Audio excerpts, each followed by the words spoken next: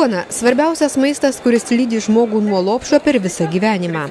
Senovėje mūsų močiutės promočiutės mokėjo iškepti skanę, kvapnę, sočią duoną pagal tam kraštui būdingą receptą ir technologiją. Medinėme duonkublėje verdančių vandenių užplikydavo ruginius miltus, medinių šaukštų gerai išmaišydavo, uždengdavo lininę drobulę ir palikdavo parai, kad apsaltų ir išrūktų. Rankomis minkydavo tešlą, kol ji lengvai atšokdavo nuo kubilo sienelių. Laikas bėgo, žmonių skoniai kito, bet Klaipėdos duona tikina likusi ištikima laiko patikrintoms duonos ruošimo tradicijoms. Skirtumas tik toks, kad visi procesai vykdomi ne rankiniu būdu, o moderniais įrenginiais. Tad į prieš kelis mėnesius žiniasklaidoje pasirodžiusius pranešimus, jog mes valgome ne itin sveiką maistą, Klaipėdos duonininkai tikina, kad jie turi ką į tai pasakyti.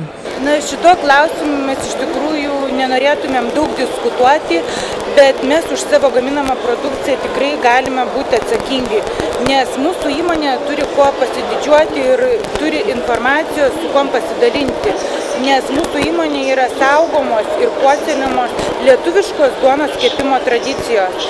Tai yra labai ilgas ir sudėtingas duonos kepimo procesas, kuris užtrunka iki 24 valandų. Vilnietė Gailė tikina, kad duonos ant jos šeimos stalo nesumažėjo.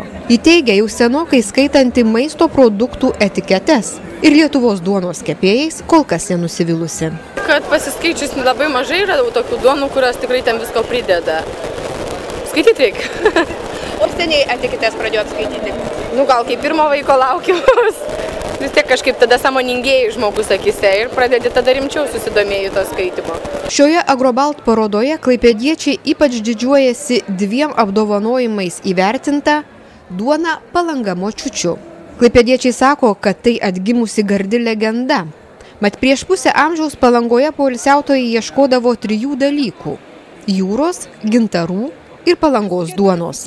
Atkūrusi prieš 150 metų populiaraus gaminio receptūrą, bendrovė prisiminė tai, kas laiko subrandinta ir tikra.